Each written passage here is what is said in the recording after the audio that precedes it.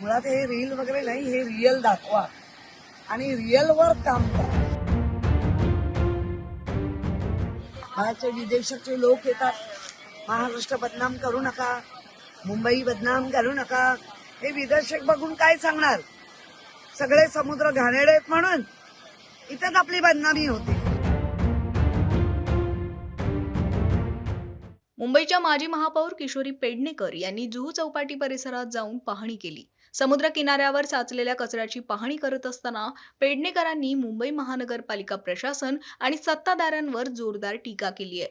पेडणेकरांनी महापौर यांच्या सोबतच मुख्यमंत्री देवेंद्र फडणवीस यांच्यावरही निशाणा साधला.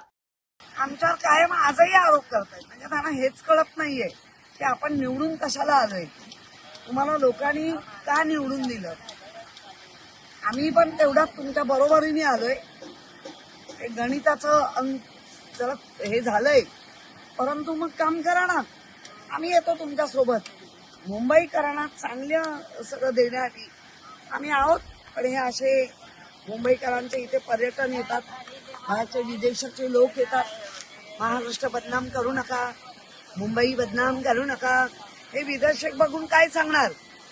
सगळे समुद्र घाणेरडे आहेत म्हणून इथेच आपली बदनामी होते. खर्च केला जातो, पण मुंबईकरांचे हे पैसे गेले कुठे, खर्च कुठे होतात याचा प्रश्न सगळ्यांनाच भेटत नाहीये. खरं तर असे प्रश्नाचे उत्तर देण्यासाठी देखील महापौर तयार नाही. महापौर स्वतः इथे व्हिजिट करणार असं म्हटलं होतं, अजूनही त्यांनी दखल घेतलेली नाही. महापौर येणार त्यांच्या वेळेनुसार येईल इथे.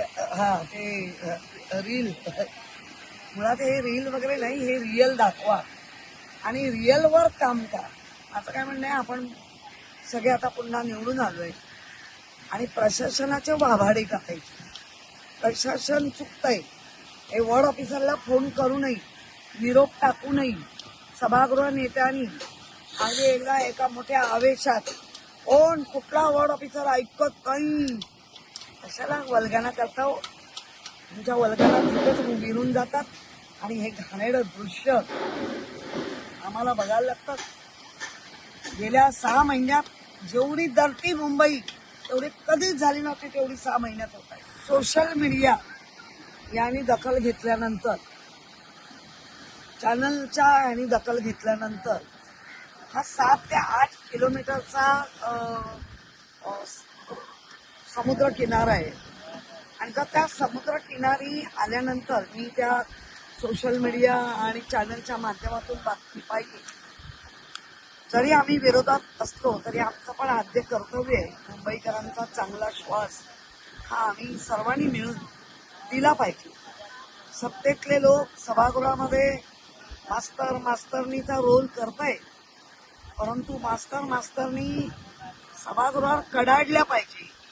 ते न होता आज आपण इथे बघतोय 3 दिवस मी व्हिज्युअल बघत होती, म्हणून आज ठरवलं की आपण इथे आता व्हिजिट देऊया.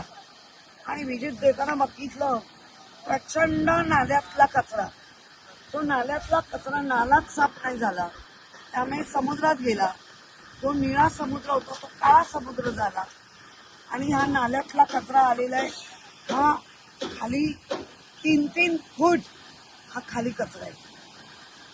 काय शोकांतिका या महापालिकेची. आणि ह्याच्यासाठीच आम्ही श्वेतपत्रिका मागतोय. एवढ्या मोठ्या मोठ्या ठेवी मोडलात, काम कुठे केलात हे मुंबईकर विचारतायत. आज इथे सांगितलं जात आहे सकाळी 75 लोक आणि संध्याकाळी 75 लोक महापालिकेचे काम करतायत. कुठल्या तरी संस्थेला दिलंय, पण आता मी बघतोय तर 15 पण लोक नाही आहेत. याचा अर्थ सरळ कॉन्ट्रॅक्टर असतील आणि अधिकारी यांची मिलीभगत मोठ्या प्रमाणात या 5 वर्षात वाढली आणि त्याचा परिणाम आमचे मुंबईकर भोगतायत.